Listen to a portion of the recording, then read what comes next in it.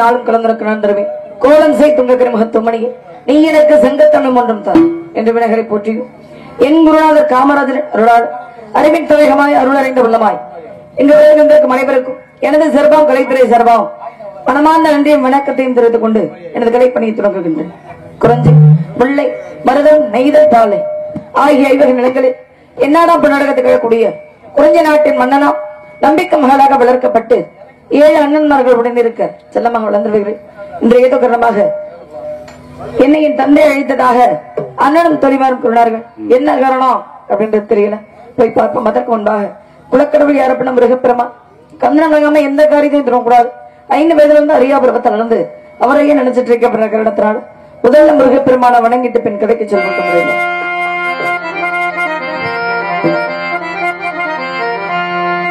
அழகான பழனி மலை காண்டவா உன்னை அனுதினமும் பாட வந்தேன் வேலவா.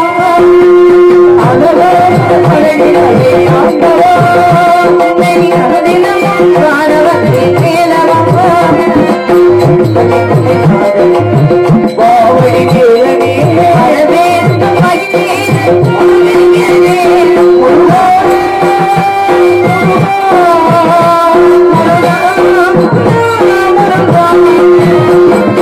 அழகான பழனி மலை காண்டவா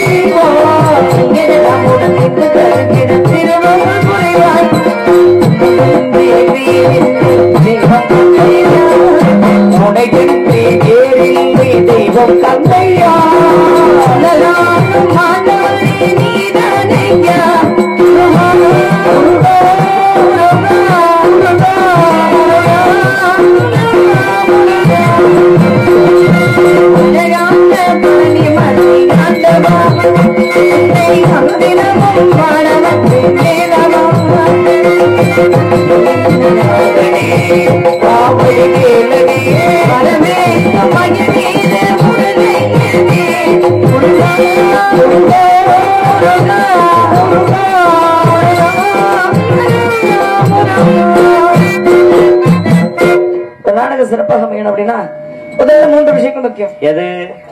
முதல்ல இந்த ஒளிபெருக்கு அருமையான ஒளிபெருக்கு ஒரு வெட்ட வெளியிலையும் அருமையான ஒளிபெருக்கு அமைத்து தந்த அன்பு உள்ளத்திற்கு மனமார்ந்த நன்றி. ஏன்னா ஒரு ஒளிபெருக்கு அமைகிறது பெரிய விஷயம் கிடையாது, அதை செயல்படுத்துறது தான் மிகப்பெரிய விஷயம். அப்படிப்பட்ட முறையில் அருமையாக இங்கு செயல்படுத்திக் கொண்டிருக்கும் அன்பு அண்ணன் அவர்களுக்கு மனமார்ந்த நன்றி. நிகழ்ந்த வணக்கம். ஒரு ஒளிபெருக்கி சரியாக அமைஞ்சிருச்சு அப்படின்னாலே இன்னைக்கு நாடகம் சிறப்பாக அமைஞ்சிருச்சு அப்படி சொல்லுங்க மேடம். அதனால முதல் விஷயம் அமைஞ்சாச்சு. சரி, இரண்டாவது விஷயம் என்ன? எது? நாடகக்கலை ரசிகர்கள். இந்த ஒரு நவீன காலத்திலையும் நாடகக்கலை என்று சொல்லக்கூடிய கலை வைத்து அதுவும் வள்ளி திருமணத்தை இத்தனை பேர் உட்கார்ந்து பாக்குறாங்க அப்படின்னா அது மிகப்பெரிய விஷயம். ஏன் இப்ப எல்லாமே ஊடகமயமாயிருச்சு. யார் நாடகம் பார்க்கணும் அப்படின்னாலும் யூடியூப் வாயிலாக பாத்துக்கலாம். அருமையாக இங்கு காணொலியை பதிவு செய்து கொண்டிருக்கக்கூடிய அன்பு அண்ணன் என்னுடைய உடன்பிரபா சகோதரர் திரு மாயா குலத்தை சேர்ந்த மாதவன் அண்ணா அவர்கள், அதே மாதிரி அருமை தம்பி பேர் தெரியல மணியா எங்க அவரை காண வத்தல இருக்கட்டும் வத்தல காய போட்டுருக்காங்க. இந்த மாதிரி யூடியூப் வாயிலாக நம்ம யார் நாடகம் வேணாலும் பாத்துக்கலாம். இருந்தாலும் கலைஞர்களை நம்ம ஊர் மேடைக்கு வரவழைத்து காலையில என்னுடைய இசைக்கலைஞர்கள் பாடுவாங்க. நாடு சரிக்கணும் நல்ல அப்படி பாடுனாதான் காலையில பாடுங்க, அப்படி பாடுனாதான் ஊருக்கு சிறப்பு அப்படின்ற ஐதீக முறைப்படியும் கலையை மதித்தோ எங்களை போன்ற கலைஞர்களை மதித்தோ இந்த ஊருக்கு வரவைத்த கிராமத்தர்களுக்கும் இளைஞர்களுக்கும் தாய்மார்களுக்கும் மீண்டும் மனமார்ந்த நன்றி. வணக்கம். மூன்றாவது விஷயம் என்ன? பக்க மேளம். பக்க மேளம் அது ரொம்ப கேவலமா இருக்கு. பக்க மேளம் இசை மேதைகள் இசை ஜாம்பவன்களா உட்கார்ந்து வாசிச்சுட்டு இருக்கிறாங்க. பூரா சாதாரணப்பட்ட ஆளுகள் கிடையாது.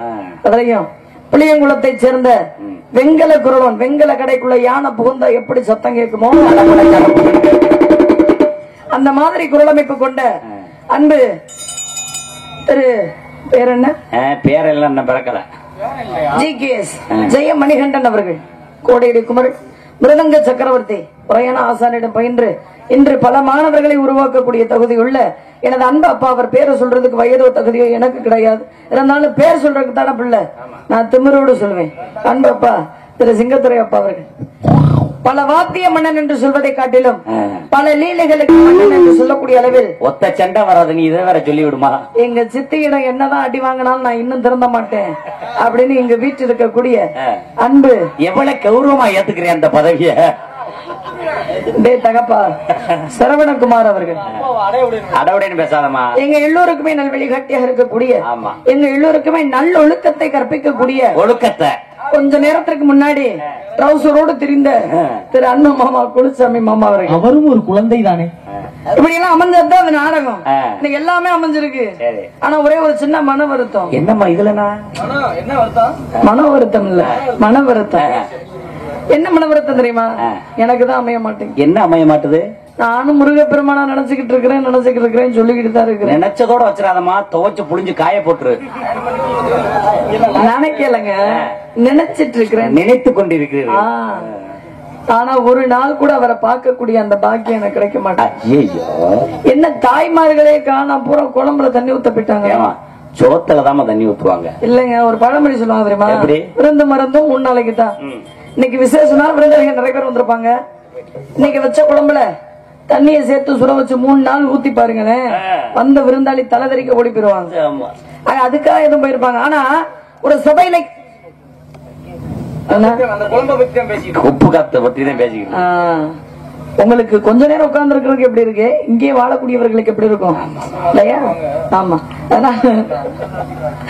என்ன சொல்ல வந்தேன் அப்படின்னா, தாய்மார்களை பத்தி பேசும் பொழுது அமைதியாக இருக்கணும். என்ன காரணம்? ஒரு சபையில எத்தனை ஆண்கள் இருந்தாலும் ஒரு பெண் இருந்தால்தான் சபை முழுமையடையும் அப்படின்னு இருக்கிறாங்க. அந்த மாதிரி அருமையான தாய்மார்கள் சில பேர் உட்கார்ந்து இருக்கிறாங்க. ஆனா அவங்களையெல்லாம் நம்ப முடியாது. ஒருத்தர் எழுந்திருச்சா போதும், கூட இருக்கிற 10 பேர் எந்திரிச்சு போயிடுறது. ஏன் தாய்மார்களை பத்தி இவ்வளவு கவலைப்படுறேன்?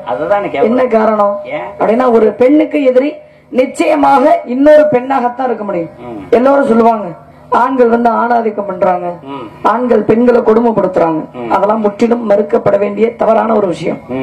உண்மையிலேயே பாவப்பட்ட ஜீவன்கள் யார் அப்படின்னா, அது தியாக செம்மல்கள் ஆண்கள் மட்டுமே. அப்பா சந்தோஷமா. என்ன காரணம்? ஒரு குடும்பத்துல என்ன இவன் ரொம்ப உற்சாகப்படுத்து அனுபவம் பேசுது. ஒரு குடும்பத்துல மாமனாருக்கும் மருமகளுக்கும் சண்டை வந்து எங்கேயாவது பாத்துருக்கீங்களா? வரவே வராது. அந்த பிள்ளை தகப்ப மாதிரி நினைக்கும். அவர் எப்படி நினைப்பாரு? பெத்த பிள்ளை மாதிரி நினைப்பாரு. சண்டைக்கு வாய்ப்பே கிடையாது. ஆனா எதிரியாக இருக்கக்கூடிய 2 பேர் யாரு தெரியுமா? மாமியாரும் மருமகளும். அது என்னவோ அப்ப இருந்து இப்ப வரையும் ஆகாது, மாற்றம் ஒன்றே மாறாததுன்ற மாதிரி அந்த ஒரு விஷயம் மட்டும் மாற மாட்டேங்குது. ஒரு யோசனை சொல்லவா? பேசாம திருமணம் முடிப்பதற்கு முன்பாக மாப்பிள்ளைக்கும் பொண்ணுக்கும் ஜாதகம் பாக்குறத விட்டுட்டு மாமியார வரப்போறவங்களுக்கும் மருமகளை வரப்போறவங்களுக்கும் ஜாதகத்தை பாத்துரும். என்னதான் ஜாதகம் பார்த்து 10 பொருத்தம் பக்காவாக இருந்தாலும் குடும்பத்துக்குள்ள நுழைஞ்ச உடனே இந்த 7 பொருத்தமா மாறிடும். காரணம் மாற்றம் ஒன்றே மாறாது. என்ன காரணம்? மாமியார் மருமக சண்டை வந்துச்சுன்னு வச்சுக்கோங்களேன், சைடு தான் அதெல்லாம்